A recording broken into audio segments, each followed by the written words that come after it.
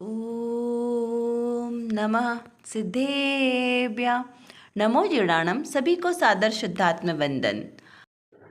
आज अश्विन शुक्ला द्वादशी का यह शुभ दिन और आज प्रतिदिन प्रसारित होने वाले सोनगढ़ संदेश में आज का यह संदेश पूज्य गुरुदेव श्री के वचनामृत के 210 नंबर के बोल के आधार से लिया गया है। इस संदेश में केवल ज्ञान की महत्व को बताते हुए आज का ये संदेश प्रसारित हुआ है। तो चलिए आज के इस संदेश का पाठ करते हैं। संदेश में लिखा है, केवल ज्ञान और उसके कारण की प्रतीति करने से जिसको स्वसन्मुखता का अपूर्व पुरुषार्थ प्रकट होता है, वह जीव निशंक हो जाता है कि मैं अल्पकाल में मोक्ष प्राप्त करने वाला हूँ और भगवान के ज्ञान में भी ऐसा ही आया है। तो देखिए, यह संदेश वैसे बहुत सरल है, ये सरलता से समझ में आ रहा है, फिर भी हम इसको थोड़ा सा समझते हैं। यहाँ लिखा है कि केवल ज्ञान और उसके कारण। तो पहले तो हम ये समझते हैं कि केवल ज्ञान क्या है। तो केवल ज्ञान ऐसा ज्ञान जो तीन लोक तीन काल की समस्त परिद्रव्य गुण पर्यायों को एक साथ युगपत जानने वाला हो, ऐसा परिपूर्ण ज्ञान उसे केवल ज्ञान कहते हैं। यहाँ 5 प्रकार के ज्ञान हैं, जैसे मति ज्ञान, श्रुत ज्ञान, अवधि ज्ञान, मन पर्यय ज्ञान और केवल ज्ञान। तो इस प्रकार के ये 5 प्रकार के ज्ञान हैं और इनके ऊपर जब आवरण आता है तो उसे कहते हैं ज्ञानावरण। तो यहाँ पर केवल ज्ञान का अर्थ यह समझना कि जो ये ज्ञानावरण कर्म है, यानी जो ज्ञान के ऊपर आवरण आना, तो हमारा ज्ञान जो हमारे आत्मा में विराजमान है, उस ज्ञान को प्रकट रूप में, पूर्णता के रूप में उसका प्रकट न होना, उसे कहते हैं ज्ञानावरण, जो हम इसको सरल भाषा में समझते हैं। और उस ज्ञानावरण का पूर्णतः हट जाना, उसका अभाव हो जाना, वह है केवल ज्ञान। यानी जो मन पर्याय ज्ञान तक तो क्या है, ये छद्मस्त के ज्ञान है। मति श्रुत ज्ञान तो सभी जीवों में पाया जाता है, प्राणी मात्र सभी जो जीव हैं उन सब में मति और श्रुत ज्ञान तो पाया जाता है।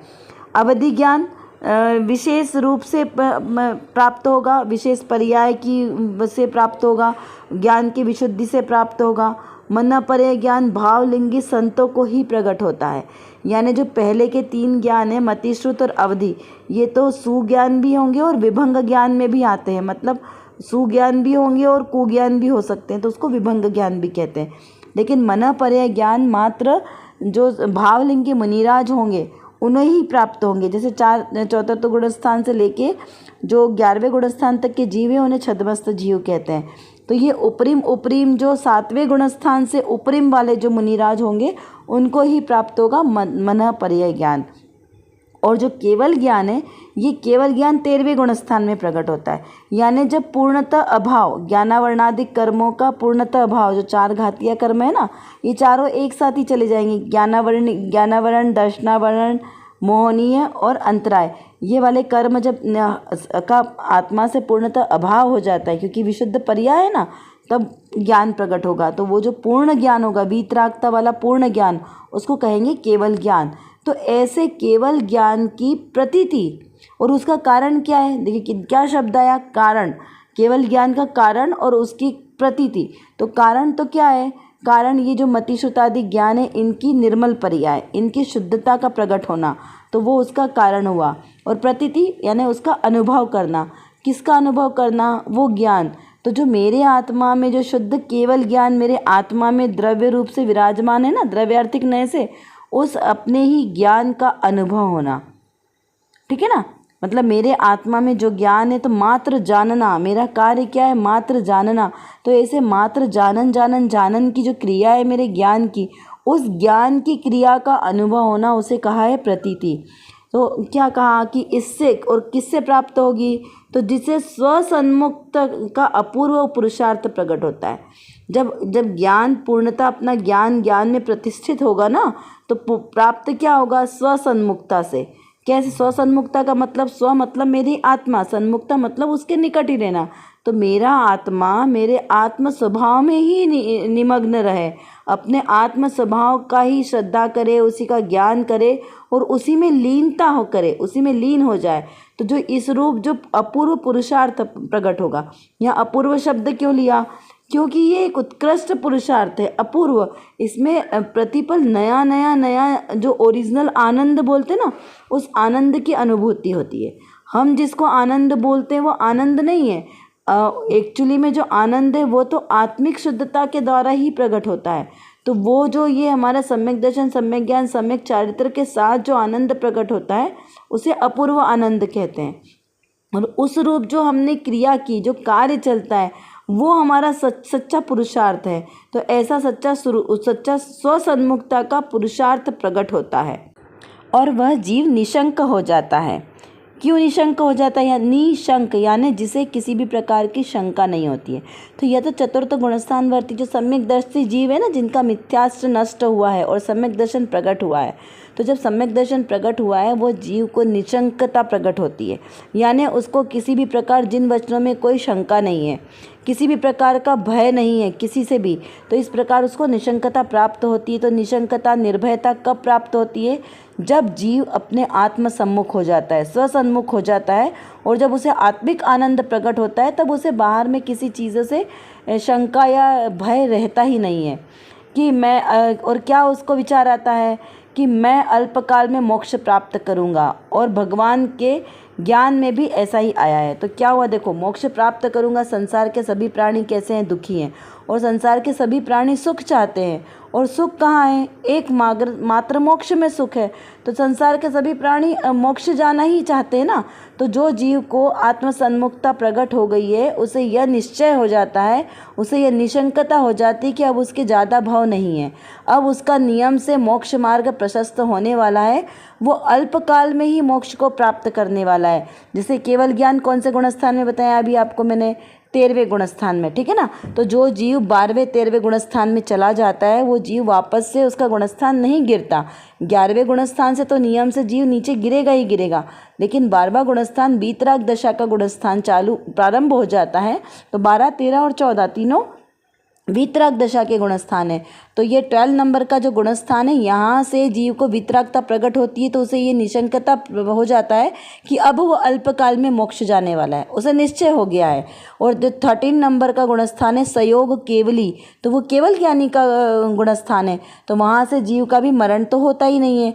निश्चित 4 घाती कर्मों का नाश हो गया है, तो 4 जो अघाती कर्म और बचे हैं वो भी बहुत अल्प समय में उनका भी नाश हो जाता है। तो इसलिए यहाँ पे कहा है कि उसे अल्पकाल में मोक्ष प्राप्त होगा, ऐसा वो जीव को श्रद्धान हो जाता है, उसे निशंकपना प्राप्त हो जाता है। इस प्रकार से यहाँ पर इसको समझना है। इतना आपको समझ में आ गया होगा। चलिए अब देखते हैं आज की रत्न कणिका में कौन सी विशेष बात आई है। आज श्रोता ने प्रश्न किया है कि जड़ मूर्ति को भगवान कैसे माना जाए। तो पहले हम प्रश्न समझते हैं कि जड़ मूर्ति यानी जो भगवान की प्रतिमा है वो कैसी है? पाषाण की बनी है या फिर अष्ट धातु की बनी है? तो वो जो चीज़ पाषाण या धातु क्या है? वो जड़ वस्तु है ना। तो उसको जो हम क्या कहते हैं कि जो जीव है वही एकमात्र हमारे लिए उपादेय है, तो पुद्गल हमारे लिए उपादेय नहीं है। तो यहाँ पर यह प्रश्न किया है कि जो भगवान की प्रतिमा है वो भी तो जड़ पदार्थ से बनी है ना, तो उसको हम भगवान कैसे माना जाए, ऐसा प्रश्न है। तो उसका समाधान करते हुए बताया है कि साक्षात जिनेंद्र भगवान के अभाव में प्रतिमा जी की स्थापना करने में आती है। और स्थापना यह कैसी है? 2 प्रकार की है।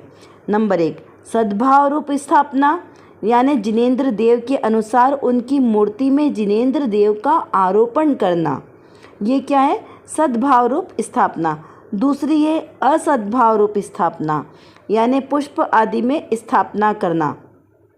इसीलिए श्री जिनेंद्र प्रतिमा के ऊपर कोई श्रृंगार, वस्त्र, मुकुट, शस्त्र आदि राग द्वेष के अन्य चिन्ह ये सब नहीं होते हैं।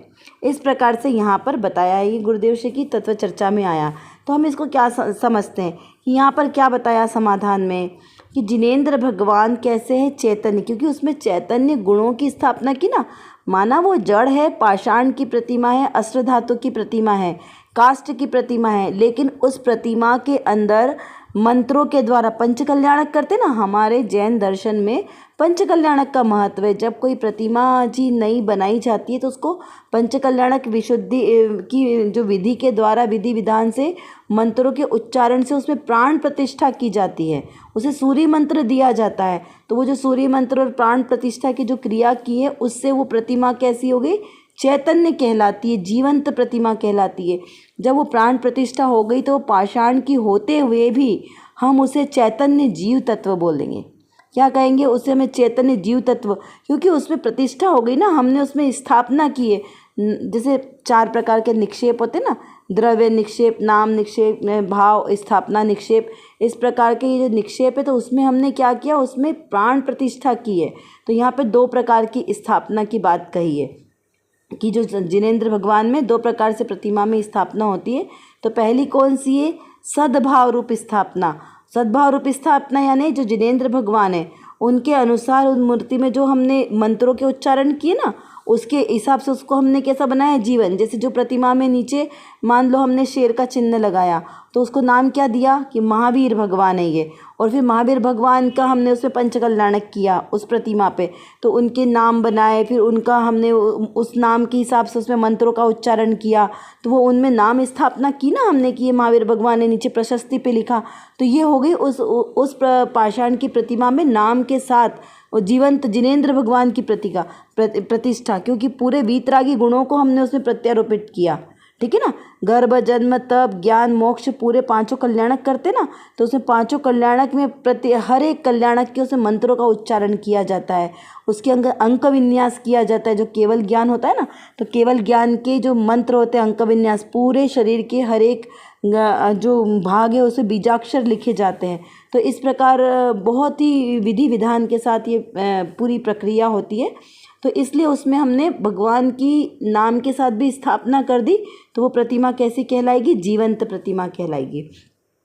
दूसरा है असद्भाव रूप स्थापना, यानी कि असद्भाव रूप स्थापना जैसे कैसे, जैसे हम उदाहरण के लिए समझे तो जब हम पूजन करते हैं तो हम अपने वो जो थाली होती है हमारी अष्टद्रव्य की थाली, तो उसमें भी जो वो ठोना होता है हम उसमें क्या करते हैं, जिनेंद्र प्रभु की स्थापना करते हैं ना कि हे जिनेंद्र भगवान अत्र अत्र तिष्ठ तिष्ठ मम सन्निधो कर्णम, मतलब कि हे भगवान आप आइए पधारिए और हमारे हृदय में विराजमान हो जाइए। तो इस प्रकार हम स्थापना करते हैं ना वहाँ पर भी भगवान की। तो यहाँ पर कहा कि उनको पुष्प आदि के द्वारा जो हम अपने भावों के साथ जो वहाँ पे हम थाली में स्थापना करते, एक उस प्रकार से भी यहाँ पर स्थापना की जाती है। और इसलिए कैसी होती है, देखिए वीतराग प्रतिमा में किसी भी प्रकार का कोई श्रृंगार नहीं होता, वस्त्र अस्त्र शस्त्र साथ में नारी कोई प्रकार का परिग्रह यह नहीं होता। उनकी आंखें भी खुली नहीं होती, क्योंकि आंखें यदि खुली होगी तो वो संसार को देखेंगे और संसार को देखना तो राग और द्वेष का कारण है। तो इसीलिए वीतराग प्रतिमा हमेशा नासाग्र दृष्टि वाली होती है। नासाग्र दृष्टि यानी पूरी बंद भी नहीं और खुली भी नहीं, बस मात्र इतनी हल्की सी खुली हुई जिससे सिर्फ उनके जो पैर तक ही उनको दृष्टि में आते हैं। और ऐसा क्यों, अगर पूरी आंखें बंद कर देंगे तो प्रमाद आ जाएगा, प्रमाद की के मतलब संकेत दिखेगा ना, इसलिए नासाग्र दृष्टि होती है। और चेहरा भी कैसा होता है, सौम्य, कोई क्रोध नहीं, कोई हंसता हुआ नहीं, कुछ नहीं, एकदम सौम्य मुद्रा होती है। क्यों, क्योंकि वीतराग मुद्रा ही ऐसी होती है ना। तो आप कभी मंदिर में जाएं तो बहुत ध्यान से वीतराग प्रतिमा को ऐसे निहारें कि कैसा है भगवान का जिन रूप, एकदम वीतरागता से परिपूर्ण। तो ऐसे जो वीतरागी भगवान होते हैं ना, तो वो हमारे सच्चे वीतरागी भगवान हैं, पूजनीय है। तो उसमें किसी प्रकार का रागादिक भाव नहीं होता है। चलिए, तो आपको आज का यह संदेश समझ में आ गया होगा कि सरागी और वीतरागी में क्या डिफरेंस है, और आपको केवल ज्ञान किसे कहते हैं, निशंकपना कब आता है, और भगवान की जो पाषाण की प्रतिमा है उसे हमें जिनेंद्र भगवान की जीवंत प्रतिमा के रूप में किस तरीके से हम उनकी पूजन अर्चना करते हैं, उसका क्या कारण है, यह सब आपको समझ में आ गया होगा। नहीं समझ में आया हो तो फिर से आप वीडियो को एक बार ध्यान से सुने, और भी नहीं समझ में आए तो अपने आसपास जो साधर्मी हो उनसे आप इसको अच्छी तरीके से समझ लें, और अपने मन में सब प्रकार की जो शंकाएं उनको दूर करके अपना आत्मचिंतन करें, आत्मसन्मुख होने का प्रयास करें। तो चलिए आज की हमारी कक्षा का समय यहाँ पर पूर्ण होता है। हम अपनी वाणी को यहीं विराम करते हैं। इसी प्रकार आप अपने तत्व चिंतन को बढ़ाते रहें, सम्यक दर्शन प्रकट करें। इसी भावना के साथ आप सभी को सादर जय जिनेंद्र।